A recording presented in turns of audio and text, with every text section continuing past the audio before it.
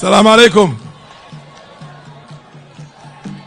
Mheshimiwa Rais, leo mimi niko na furaha nyingi sana na msiwe na wasiwasi, siwezi kutusi mtu yote. Marake saa zingine watu wanafanya mambo mengine, wazee kama sisi tunaona hii mambo ni upuzi. Anyway, mimi usinipe hiyo kiti yangu kidogo, nilikuwa kwa mkono. Niliweka wapi? Ilanguka.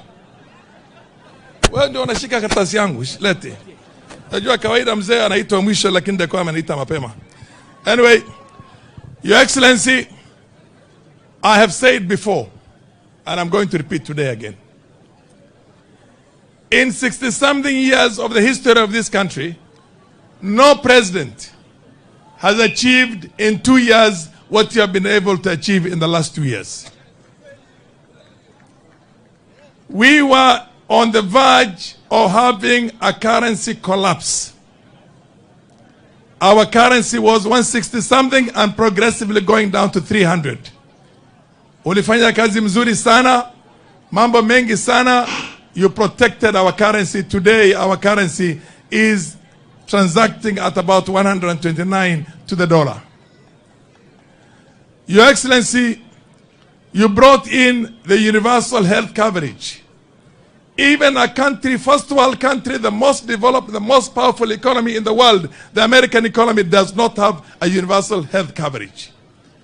This system is going to work, SHA and SHIF is going to work, and it's going to be one of its own in this part of the world. But like any other thing, when you're starting something new, there are a little bit of teething problems. I'm telling Kenyans to bear with us while this thing is getting perfected. Your Excellency, you brought about a housing thing, which you mentioned yourself, but I'll repeat it again. We are now in excess of almost 130,000 units. And for 60-something years, we've been trying to achieve that, and we never achieved anything. But now we are going to achieve it. All the naysayers, we are now seeing the kind of progress we are making. Your Excellency, our education sector had a lot of challenges, and we did not know how we are going to deal with the additional teachers we need for JCC. And people were worried. You recruited almost 80,000 teachers in the shortest possible time, a feat that has never been achieved any time in the past in this country, and we want to congratulate you for that. Your Excellency, I was one of the founder members of what was called COTEPA in the parliament. In the 7th parliament, it's called Coffee and Tea Parliamentary Association. Coffee farmers were cutting their trees up until you came in as the president, and today, coffee farmers are laughing all the way to the bank. Our tea farmers are very happy. Your Excellency, that has never been achieved for over 30 years before that. Your Excellency, we were importing maize from outside the country in the hundreds of thousands of tons. Today, we have such a powerful harvest, we are likely to export maize to other countries that are needing. We have a food security. Your Excellency, the sugar sector, for the longest I can remember, because I'm older than everybody here, we've been importing from outside the country every year sugar. For the first time, we are not importing sugar, and sugar farmers are getting dividends. Your Excellency, the list goes on and on and on. What happens in this country is that we go for one election.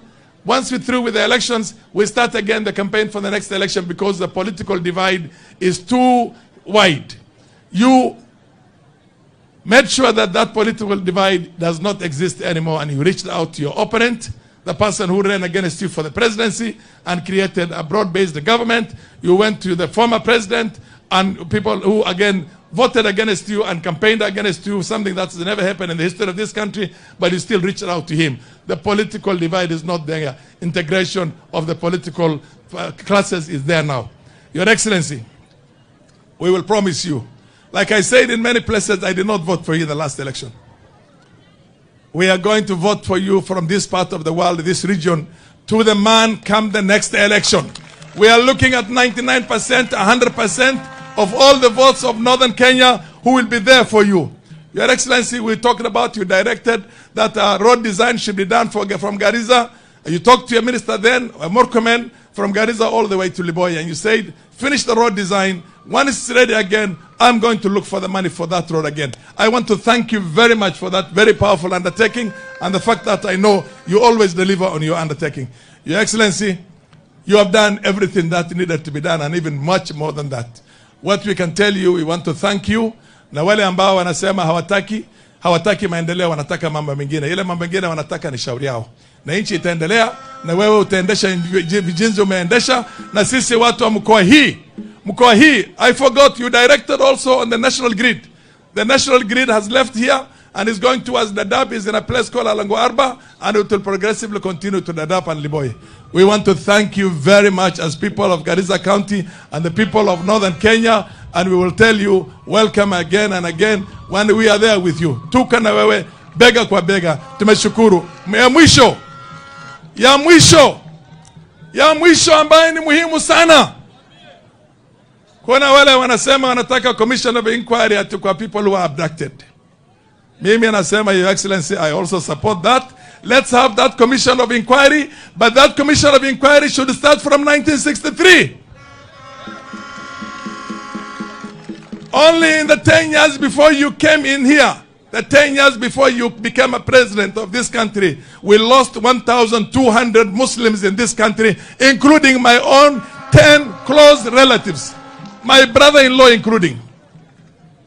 What we are saying, kama kuna watu wamepotea, ni wawili watatu wanazungumza, sisi tuko na maelfu wamepotea.